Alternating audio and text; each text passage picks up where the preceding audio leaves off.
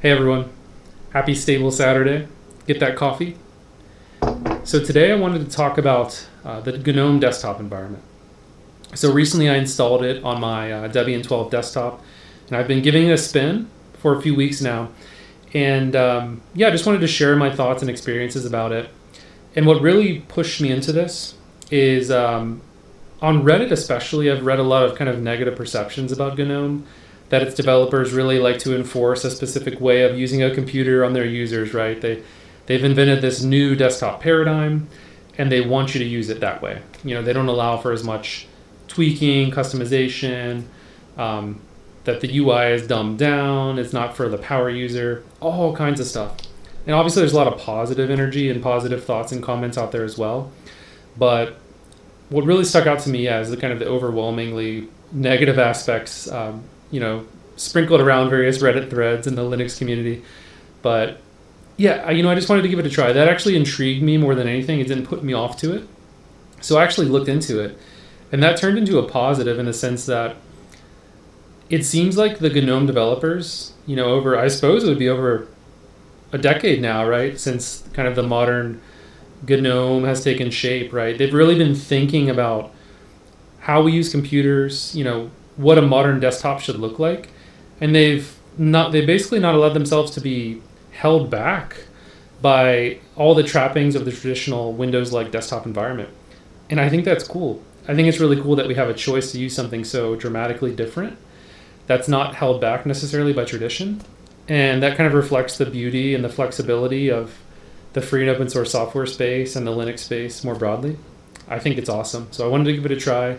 So today I'll be kind of walking you through what I've learned. I'm still an apprentice. I'm not quite a wizard yet, but I've learned a lot. I want to share that with you today, and also kind of talk to you about like what are the concepts underpinning the GNOME desktop environment. And I think that actually might really help you to use it and understand how to use it, because it is very opinionated. So those critics aren't wrong, but I don't think that's necessarily a bad thing. You just have to approach it with an open mind. Okay, so here we are in GNOME. This is on Debian 12, so this is using GNOME version 43. Obviously, that's not the most recent version. I think we're up to 46 now, with 47 coming relatively soon. But it's essentially the same experience, minus some polish, maybe minus a few features here and there. But it's very stable, right? It's an LTS version. So that's what I'm using. But when we talk about GNOME, what we really need to do is leave behind the old desktop paradigm. There really is no desktop at this point. What we have are what GNOME calls workspaces. They're essentially virtual workspaces, and they're little windows into specific tasks that you want to do on your computer, right? It's guiding you towards a more intentional way to use your computer so that you can focus on one or maybe like a little collection of closely related tasks at a time in each workspace, and then flip between those as needed. So basically here is our kind of standard default workspace, and you can see it here. I have a nice little wallpaper, found that on Reddit. But basically when you boot up GNOME, this is what you'll see. This is the activity screen, and there's a reason they do that, right? It's pretty intentional as well. They want you to kind of see, oh hey, here's an overview of everything that's going on. At the bottom, you have what you might call a dock or a panel, and you'll notice that doesn't appear kind of in the normal view, but when I activate the activities mode, and you can do that by pressing the meta key. If you're using a Windows keyboard, that will be the key with the Windows logo on it. So you just press that once, it shows the activities view. And you can launch apps from your dock here. You can also get to it by clicking up here, this activities button. I would not recommend that. I think it's really wise to kind of adopt the keybinds as much as you can in GNOME, because they really will make you so much more efficient. You'll also see I've got a few items up here on the top right, some of my core system stuff. You'll see more of it on a laptop. I'm on a desktop. You can see my network settings, my night light settings, dark or light mode, power settings, volume, etc. All that up there. And then I also have a place to search as well. We'll get to all of that later. So yes, leave the concept of a desktop behind and adapt to the workspace, because that's how GNOME works. Okay, so let's take it one step further now, right? We're familiar with the activities menu. Let's look at the all applications page. So to get there, from a desktop keyboard mouse setup, you can double tap the meta key, as I did there. Or what I like to do is you press meta and A. So meta plus A at the same time. Boom, that brings you here. This is the all applications menu. You'll get very familiar with this, don't worry. If you're on a laptop with a touchpad, you can actually gesture with 3 fingers up and give it a try. You'll see it's like incredibly smooth and polished. But like most of this stuff that I'm doing, you can do with gestures. And I'll try to call that out, as I'm walking through this. But I'm doing this on desktop computer. So, this is going to be more oriented towards desktop users. But, just follow through with me. And I will call out those gestures as needed. Okay, so the all applications menu, right? Here at the very top, I've got all my workspaces. And you see 2. There's a default of 2, but don't think of these as like a set. There's never a set amount of workspaces, right? GNOME will create and destroy them for you as needed. You don't even have to worry about it. And then here in the middle, these are all of my applications that I've got installed on this system. So I can be very old-fashioned and kind of click through this with the mouse, left, right, with these little icons. If I'm on a desktop computer, what I like to do is use the mouse wheel. You can see I can just like zoom through them like that. If you're on a laptop, you can gesture through them with 3 fingers, left and right. But yeah, so I can browse my apps here.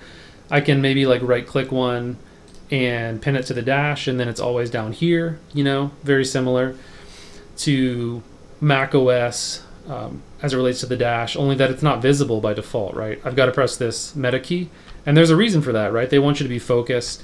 But yeah, so I would just press that, and then I could click something to open it. There's also other ways, which we'll step into in just a bit. So you might be saying like, hey, that seems like one extra button press. I have to press all activities and then click an app. Well, yeah, but that's not the only way to do it. And I do think it's worth the trade-off of just being able to really focus on what you're doing. But with that being said, you can also open apps with keybinds, right? So let's say you see the order of these apps down here. Let's say I want to open my file manager. If I press super +3, it will actually go ahead and open my file manager. So it's based on the order in which they're placed here on the dock. You can just hotkey meta or super plus a number, and you can essentially with one key press open any of these apps. Now, if you're more of a mouse and keyboard user, you can use this panel as we just talked about. Just kind of click them from here, or you can open the all apps menu and find what you need. But you can also use a search first workflow. And a lot of people really like this. It's very convenient. If you kind of know what you want to open and you don't want to worry about where it is in the system, you can literally just click the meta or super key and start typing. Maybe I want, let's say, draw, LibreOffice Draw. Boom, I just type it in, gives me some search results, and it's going to kind of automatically highlight the closest result. If I just hit enter on that, it'll open LibreOffice Draw. So that's another alternative way you can open applications. That's more for our mouse and keyboard users or those who prefer like a very search first or search oriented workflow. Okay, so let's look at kind of another alternative to opening apps that you might like if you want to open a bunch at a time and kind of set up your work environment, right? So if I open the all applications menu, I can start dragging apps onto here. Let's say I want my weather app. Boom, I'll put that in this workspace. I want my calendar here. And then I want what's good? System monitor over here. You see it actually just went ahead and opened all of those in these various workspaces. And it even generated a new empty workspace because we filled up all of the others, right? These first 3, we filled them up. It generated a new one. And as I close apps in these other workspaces, it will automatically remove them until we're down to the 2 default ones. So as I mentioned before, you don't have to worry about that. GNOME will handle how many workspaces you have for you. Now, if I want to click into any one of these individually, I can. Let's click into the first one here. Okay, so now I have my weather app open. So you're probably asking at this point, hey, what happened to all those other workspaces we opened? Like, how do I get to those without having to go into this activities menu? Well, you're right. You can see them from the activities menu. You can see them from the all apps menu if you want an even better view. We'll take a look at that in a second. We'll show how we can zoom between those. But first, let's just take a look at some basic window management in GNOME. I know this can confuse a lot of people, right? We don't have the traditional like minimize, maximize buttons here. We just have a close button and a little hamburger menu. This is very consistent across all GTK apps, which GTK is kind of the UI component library, UI framework that GNOME uses. And they do a really good job of making things look consistent and defining a consistent set of rules and practices for developers to follow. So, really props to them on that. That's something a lot of projects really struggle with achieving. But I digress. Let's look at basic window management. First, we'll take a look with the mouse and keyboard, right? So if I grab this window here, I can move it around just like, in any other modern GUI-based operating system desktop environment. I can drag to resize. Now, let's say I want to maximize it. If I double-click in the header, I can maximize it.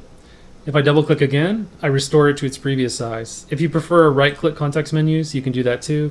Right-click, maximize, right-click, restore. Boom, there you go. Now, what I'd really recommend you do, though, is try to adopt at least some of GNOME's keybinds. Obviously, you can rebind them if you want, but just take a look at the default keybinds.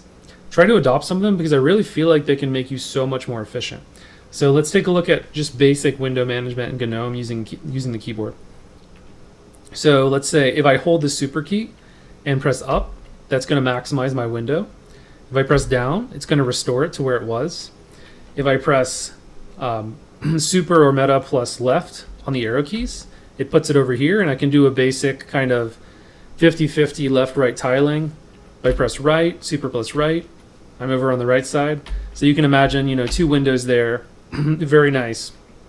You can work on two things at a time, kind of go back and forth between two apps on a single screen or monitor. GNOME doesn't really want you doing too much on one single workspace, on one single UI screen. And we'll kind of get into their solution for that in just a second.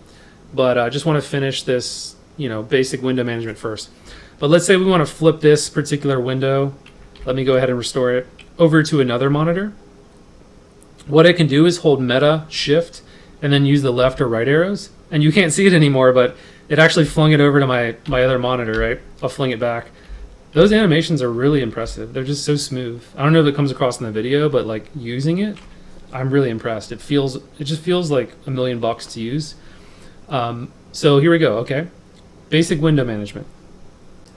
Okay, so let's take a look at Workspaces. So you might be wondering kind of what happened to all those other apps that I opened. Well, they're in other Workspaces as I showed you. If we pop open the activities menu, you see them up here. I can click to them, right, and just kind of navigate through them that way. And that's cool, but it's kind of slow, right?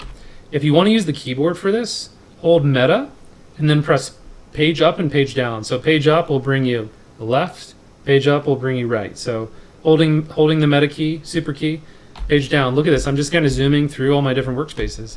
So imagine you're doing one thing here. You can zoom over here, do something else, and kind of jump back and forth. And that could be across multiple monitors, right? It's very powerful. It allows you to really focus, but also context switch as you need to. So that's how you do it on the keyboard, right? Meta plus page up, page down. There's so many key bindings. I'm just really trying to focus on the kind of the bare minimum to get you up and running and to get you productive. Now, if I hold meta and then press end, that will bring me to my rightmost workspace. If I hold meta and press home, that'll bring me to my zero index workspace, to use programmer terms here. So that's awesome, right? That's basically all you need for a keyboard perspective. Now, if you prefer the mouse but still kind of want to be faster than going in here and clicking or going in here and clicking, you can hold the super and meta key. I know I'm using those both kind of interchangeably. They basically mean the same thing. So hold the key with the big Windows icon on it and use your mouse wheel. And you can kind of scroll through them like that, right? That's actually really fast. That's just as fast as using the keyboard. If you prefer the mouse, it's a great alternative. So yeah, just hold the super key, scroll through them, and then yeah, that's pretty much it for workspaces and switching between them. Now you might be someone who prefers just like explicit keybinds, right? Like I press Super H and it opens my home folder, things like that. And GNOME, it's got you covered for that stuff. So let's open up the shortcuts option. You see I can just kind of search for anything. It searches through a bunch of different aspects or places in my computer, files, even the software store, and that's all configurable. I can show that in another video if you want, but we'll go into the settings. And if we scroll down, we have keyboards and shortcuts. And under here we have launchers. These are kind of the basic launchers that GNOME provisions for you. And at least on Debian, they're kind of empty, disabled by default. But you can just come in here, okay, home folder. Maybe I want that to be super or meta plus H, right? And there we go. I set that. That's going to open my file manager and change the directory to my home folder. Maybe calculator we could set. Maybe my email client would be like meta plus E. My browser, I'd like that to be meta plus W. Seems like that makes sense, right? World Wide Web. Oh, sorry, that's the help browser. We'll get rid of that one. Web browser, meta plus W. There we go. All right, so we set 2 of those. Now we can just use them, right? So I can just go, meta plus H, boom, home. Meta plus W, web browser. So you can, the very power user workflow of explicit keybinds. GNOME completely supports that. Out of the box, very easy. Okay, so let's create a custom shortcut, right, for those very specific, very, bespoke use cases. So if I go in here, custom shortcuts, let me add one. So maybe when I watch movies, I want to kind of like take note of interesting quotes that really provoke, that are thought-provoking or that I want to remember and share later. So maybe I have a text file on my computer where I put those, right? Just thinking of a random but interesting use case. So let's call this movie quotes, right? All right. And then what command will we run? We'll run, don't worry if you don't normally use the terminal. I'll basically use, GNOME text editor. That's the program I want to open, and then the path to the file I want to open. And then we'll set a shortcut of, let's say meta plus M. Oop, that's already being used, so we'll do meta plus N. And then we'll add that. And then watch, so I press meta plus N, boom, it opens that file in GNOME text editor. And that, that could work with anything. Maybe I want to open Steam or Steam game, just open a program or open my terminal to a specific directory. I mean, you can do all of that with custom shortcuts. You can do this on KDE and all the other distros too. Just wanted to show you that, GNOME is actually really customizable. You can make it do whatever you want, but it does have an opinionated workflow, and we kind of walk through that and some of its advantages. There may be disadvantages for you. It might not be the right fit, but I'd really urge you to kind of just give it a try. See how you like it. And it's really important with these kinds of things, really to be open-minded, right? Not to have an emotional, like an immediate emotional negative reaction to something. Really give it a try for a few days, a week, 2 weeks. And then it's not a waste of time, right? If you don't like it, after that, you'll really know more about yourself. You'll know, hey, I don't like GNOME. But not only that, you'll actually be able to articulate exactly why you don't like it. And that could lead to some really interesting conversations. It could even help the GNOME developers improve and maybe, make their system a little bit more flexible. But yeah, I hope this helped. That's just kind of a basic overview of how to use GNOME. The basic way to use the window manager, navigating through workspaces, all that kind of thing. I might do another video on customizing GNOME a little bit. If you'd like, just let me know in the comments. Yeah, hope you enjoyed it. Have a great day.